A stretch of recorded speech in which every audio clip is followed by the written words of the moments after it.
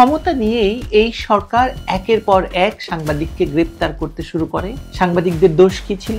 তারা নাকি শেখ হাসিনা সরকারের সঙ্গে যোগসাজশে জুলাই সন্ত্রাসীদের হত্যা করেছে। এই মুহূর্তে সারা দেশে শতিনেক সাংবাদিকের বিরুদ্ধে মামলা দায়ের হয়েছে। এদের মধ্যে ২৭ জন সাংবাদিক আন্তর্জাতিক অপরাধ ট্রাইব্যুনালের মামলার আওতায় আছেন। তার মানে বার্তাটি কিন্তু খুব স্পষ্ট। সাংবাদিকদের যদি আপনি পিষে ফেলতে পারেন, তাহলে ডক্টর ইউনূসের রাজত্ব আপনাকে পুরস্কৃত করবে। অপু বিশ্বাস, শাওন, জায়েদ খান, নুসরাত ফারিয়া সহ ১৭ জন তারকার বিরুদ্ধে মামলা, অভিনেতা সিদ্দিকের উপর প্রকাশ্য হামলা, সব মিলিয়ে এসব স্পষ্ট হয় মত প্রকাশ এখন আর সাংবিধানিক অধিকার নয়, বরং ক্ষমতাধরদের অনুমোদিত ফেভার। হালাল সরকারের আমলে হারাম কাজ করার অধিকার তো থাকার কথা নয়, তাই না? কেয়া সাবানের মতো এই সরকার ১০০% হালাল সরকার।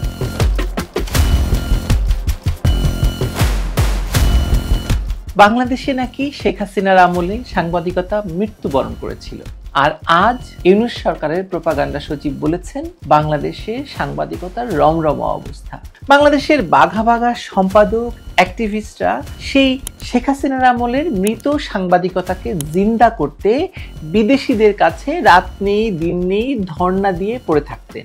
দেশের সাংবাদিকতা, বাক স্বাধীনতা, মানবাধিকার ইত্যাকার মৃত ব্যাপারগুলোকে জিন্দা করার প্রকল্প নিয়ে তারা বিগত জুলাই মাসে সর্বাত্মক আক্রমণে গিয়েছিল। কোটা আন্দোলনের ব্যানারে এসব মৃতদেরকে মিলিয়ে বিদেশি টাকায় শেখ হাসিনার সরকারকে ফেলে দেওয়ায় তারা সফল হয়েছিল। কি হওয়ার কথা ছিল তারপর? বাংলাদেশে সাংবাদিকতার বাম্পার ফলন হওয়ার কথা ছিল, কিন্তু কার্যত কি হলো?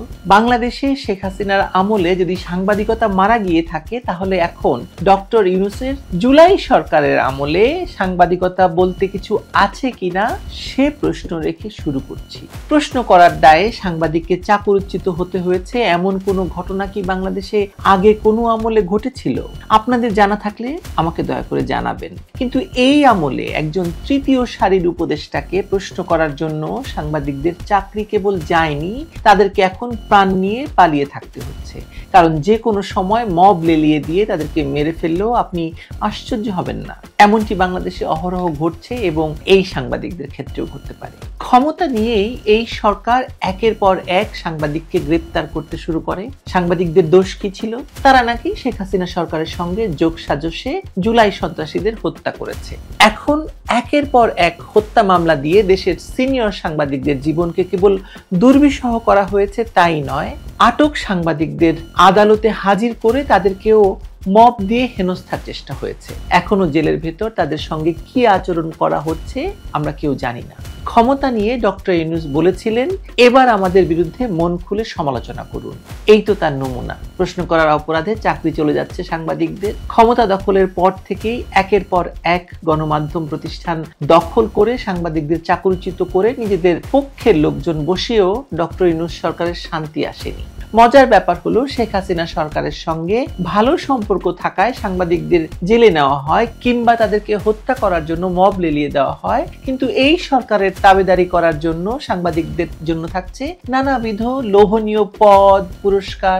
সবচেয়ে বড় পুরস্কারটি বাগিয়েছেন এএফপির ব্যুরো চিফ, যিনি জুলাই সন্ত্রাসীদের তার অফিস ব্যবহার করে শেখ হাসিনা সরকারের পতনের জন্য সন্ত্রাস করার সুযোগ করে দিয়েছিলেন। বাংলাদেশে সাংবাদিকতার দরকার নেই, নাটক থিয়েটারের দরকার নেই, শিল্প সাহিত্য দরকার নেই, কারণ যারা এগুলোর সঙ্গে যুক্ত ছিলেন তাদের মধ্য থেকে একদলকে শেখ হাসিনা সরকারের সঙ্গে যোগসাজশের অভিযোগে হত্যা মামলার আসামি করা হচ্ছে, আর যারা শেখ হাসিনার বিরোধী ছিলেন বা নতুন করে হয়েছেন তাদেরকে পুরস্কৃত করা হচ্ছে ডেকে ডেকে। যেমন ফারুকী সাহেব, শেখ হাসিনার আমলে তিনি শেখ হাসিনা বিরোধী ছিলেন এমন প্রমাণ খুব কমই মেলে। তার স্ত্রী, মুজিবের স্ত্রীর চরিত্রে অভিনয় করেছেন এবং তিনিও সে সময় দুধে ভাতেই ছিলেন, কিন্তু তিনি এখন ইউনূস সরকারের উপদেষ্টা এবং তাকে প্রশ্ন করার অজুহাতেই সাংবাদিকদের চাকরি এবং জীবন এখন যায় যায় প্রায়। দেশের জনপ্রিয় কৌতুক অভিনেতা সিদ্দিক সাহেবকে রাস্তায় ধরে হেনস্থা করা হলো, আক্রমণ করা হলো শারীরিকভাবে, তাকে এমন ভাবে আক্রমণ করা হলো তাকে দেখলে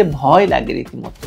আবার তাকে মামলা দিয়ে জেলে ঢুকিয়ে এখন রিমান্ড দেওয়া হলো। মামলা হলো চঞ্চল চৌধুরী, মামুনুর রশিদ, রিয়াজ সহ অনেকের বিরুদ্ধে, তাও আবার হত্যা মামলা। বাংলাদেশে মামলাবাজির সেই স্বর্ণযুগ আবার ফিরে এসেছে। হাটে গিয়ে গ্রাম্য মাতবর যেমন তার প্রতিবেশীর বিরুদ্ধে একটি মামলা দিয়ে আসতেন, কারণ গঞ্জে যখন এসেই ছিলেন তখন একটা মামলা না দিলে কেমন হয় বলেন।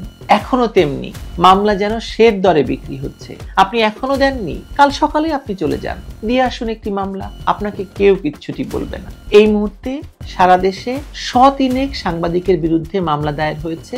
এদের মধ্যে 27 জন সাংবাদিক আন্তর্জাতিক অপরাধ ট্রাইব্যুনালের মামলার আওতায় আছেন। তার মানে বার্তাটি কিন্তু খুব স্পষ্ট। সাংবাদিকদের যদি আপনি পিষে ফেলতে পারেন তাহলে ডক্টর ইউনূসের রাজত্ব আপনাকে পুরস্কৃত করবে।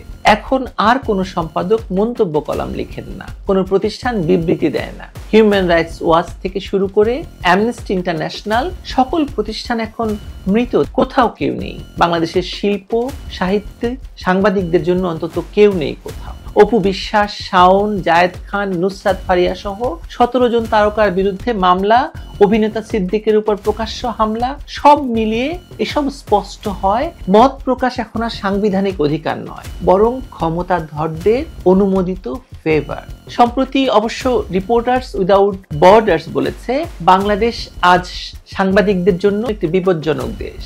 আর আমার কি মনে হয় জানেন, আমার মনে হয় বাংলাদেশের সকল সাংবাদিকের উচিত তাদের কলম, ল্যাপটপ, ক্যামেরা, বুম সবকিছু আগুন ধরিয়ে দেওয়া। আর যদি সাংবাদিকতার চাকরি করতেই হয় তাহলে প্রতিদিন প্রোপাগান্ডা সচিবের দেওয়া প্রেস রিলিজগুলি ছাপিয়ে কোনো রকম বেতনটাকে হালাল করা। যেমন শেখ হাসিনার আমলে অনেক ইনভেস্টিগেটিভ জার্নালিস্টদের আমরা দেখেছি, তাদের সে কি প্রতাপ ছিল।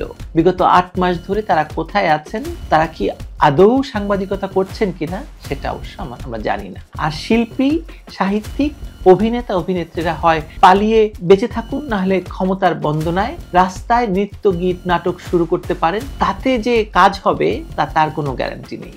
এ সরকারের এসব দরকারও নেই আসলে। হালাল সরকারের আমলে হারাম কাজ করার অধিকার তো থাকার কথা নয়, তাই না? কেয়া সাবানের মতো এই সরকার 100% হালাল সরকার। কথা হলো, এই লড়াই কি একা শুধু সাংবাদিক, লেখক, কবি, অভিনেতা, অভিনেত্রীদের, কিংবা শুধুই আওয়ামী লীগের? প্রশ্ন করুন নিজেকে। উত্তরটা কি আসে আপনার ভেতর থেকে জানাতে ভুলবেন না। ভালো থাকুন।